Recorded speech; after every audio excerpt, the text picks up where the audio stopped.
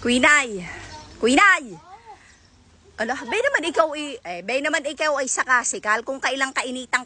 Aba, ay alas 11:30 ng umaga, iki mag didilig day yan. Dapat ngayon ay pagpasalamat ninyo at ako'y naisipan ko mag-delay. Ibig sabihin, good mood ang anak. Oh. Lahay, kung yan gay, maaga ka na pula sa kaka nagdidilig. Are, ang intindihin mo, ikaw pala na may hanggang ngayon, hindi ka patigil ng panghihiram mo. Bakit naman ako titigil? Ay, iyang gao, sabi. Kung nakuskus mo na daw yung kawa namin at paglulutuan naman daw, paglulutuan daw ng pansait. Sino ba yan? Kailan ka nang hiram ng kawa, Nere?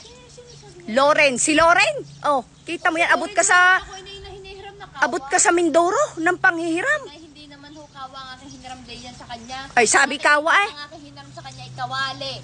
Hindi kawa. Abe, naman nasasabihin din ni kawa. Sinasabi din yan eh. Oh, inasasa ng kawang iya, ang kawaling iyon. Ayun nga, isa sa uli ko na dapat ngayon. Ay, naiwan ko doon. Saan?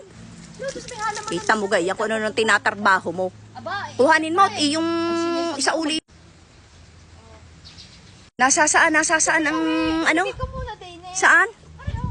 Pero naman diyan mo inilagay ari si Queenie, walang kabait-bait. Paano nga, nagdidilig nga Pag yan, nanakaw, nalipol. Bayarin kay naman. Nakakita naman din, kaya nga din ko nilagay. Yang gang hiniram ha? Diyos ko po, ano bang kulay yan? Kaya namang itim na. Ay yung kuskusin muna bago mo isauli at nakakahiya. Inay, ari inong hiniram ko ay garni na. Alam nga namang ibalik ko sa kanya ng puting-puti na baka naman sabihin niya hindi yun ang kanyang kawali. Oh, di tama lang, nagayaan. Wala na ba? Ay iba rin naman yung maputi-puti. Hindi, iyan inay, ayos na iyan. Ipagpasalamat niya na malinis, maputi ang kanyang kawali na isasauli mo. Baka mamaya sabihin niya hindi yan ang kanyang kawalit pinalitan. O yun nga ata sigurong palatandaan niya. Wala na ba? Kumuha ka doon ng asais at iyong kiskisin. Sulong. Tuturo ko sa iyo kung saan ang puno ng asais. Ay, naaabala ako pagbibilay. Alay! Aking pagbibilay. Ay, tingnan mo yan. Tingnan mo yung kawaling iyan. Ano? Ay, paano yata yan yata nagamit na nagamit. Aba, ay hindi naman ako may kasalanan yan eh. Pinahiram niya sa akin yung kaya na ng unsian. Dapat kasi ito yung gaganay ko na muna. Isang kadiyan pupunta, wala naman diyang puno ng asais. Kaya tagang asais ba? Hindi nyo rin alam. Ba, hindi ko malalaman. Ako'y laki sa bukid, kaya alam ko. Yan. Ano ba asais na yan? Yan ga, pumikit ka at kapkapin mo. Yun. Yan, ang puno ng asais. Oo, kumuha ka. Sipiin mo na laang. Baliin mo na. Hindi di yan, baliin mo na ang sanga doon sa may mahaba-haba. Oo, yan, imatala. Bababa pa! Ay matalas na. Putulin mo na nga. Bakit ayaw?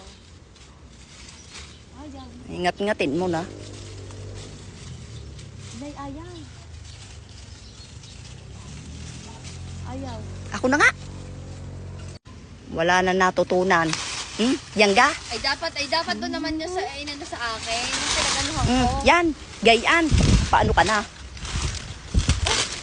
Yan. Himatuto. Mali kayo, sulong. Yan. Mag-a-assist tayo ngayon dito. Dapat naman hindi. Alay, huwag yan ang pandungin mo. Di mo papandungin Makati yan. Ari si Queenie.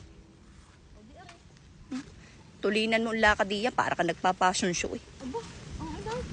Pag tinuloy lang ko naman, makawa kayo. Puputi yan. Yan ang gamitin mo. Kiskisin mong kaikay naman at nakakahiyang magsauli ng gayang itim na itim. Ana? Hindi, mag-gloves ka. Yan, kuskusin mo ng inam. Pero kiskisin mo muna ng steel wool. Mabusain muna naman natin. Pakita mo, hindi maalam. Pakita mo, ay lagyan ng sabon. Antay naman, hindi ko sabi, di kiskisin muna.